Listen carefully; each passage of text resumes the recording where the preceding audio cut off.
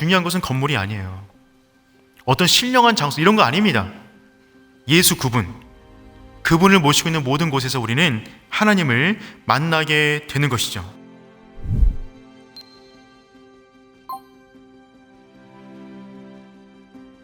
이 한편의 설교로 스데반의 인생을 담기에는 너무나 그의 삶이 웅장합니다.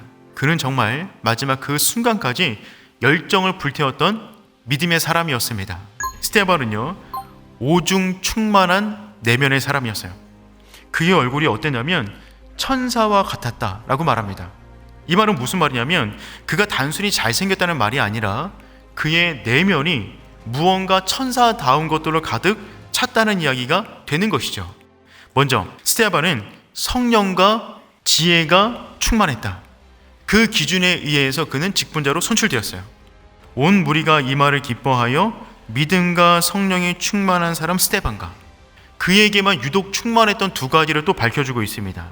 그 다음에 스데반이 여러 가지 많은 사역들을 하기 시작합니다. 근데 스데반이 그 사역을 할 때 유독 그 안에 충만하게 드러나는 것들이 있었습니다. 은혜와 권능이 충만했어요. 스데반은 5가지가 충만했던 거예요. 성령, 지혜, 믿음, 은혜, 권능. 성경에 남아있는 어떤 사람도 이런 평가를 받은 사람이 없어요. 하나님 나라의 사람의 영혼이 어떤 것인가에 대해서 스데반은 가장 분명히 보여주는 내면을 지니고 있었고 그의 얼굴을 지니고 있었다는 것입니다.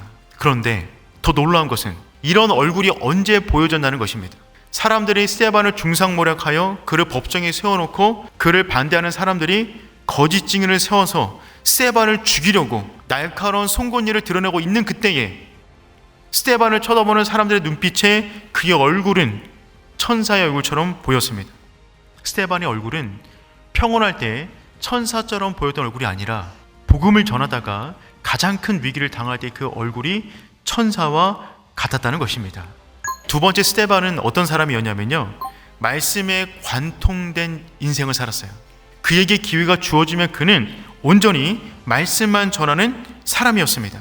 지금 유대인들은 성전과 하나님을 동일시했습니다. 스데반이 고소당한 것은 성전 문제 때문이었어요. 스데반이 성전을 못 얻겠다는 것입니다. 자신을 죽이려고 마지막 기회를 준 그 순간에 그는 이스라엘 역사 전체를 통하여 다시 한번 예수가 누군지를 밝힙니다. 아브라함 족장 시대이나 요셉의 애굽 시대이나 모세의 광야 시대이나 솔로몬의 왕국 시대이나 하나님은 여전히 한 지역, 한 건물, 한 나라 안에 갇혀있는 분이 아니라는 것입니다. 스데반은 정말 중요한 결론을 내리고 있습니다. 하나님을 만나는 것은 특정한 건물 안에서 만나는 것이 아니라 하나님이 보내신 의인을 통하여만 만날 수 있다는 것입니다. 그 의인이 예수 그리스도예요. 예수가 성전의 기능을 대체했다는 것입니다.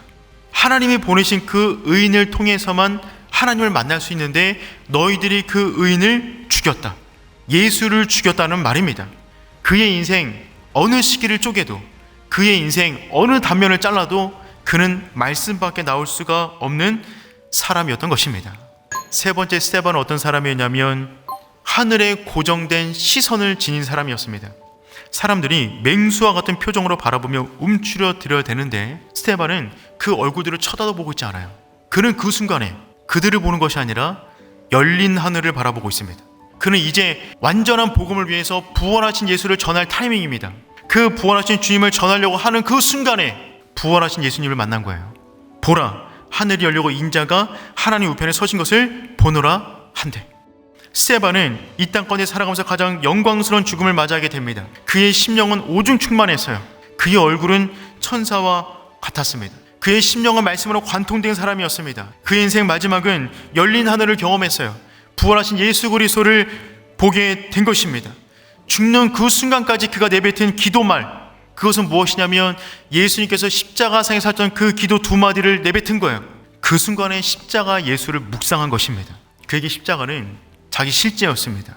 말 그대로 작은 예수인 것입니다.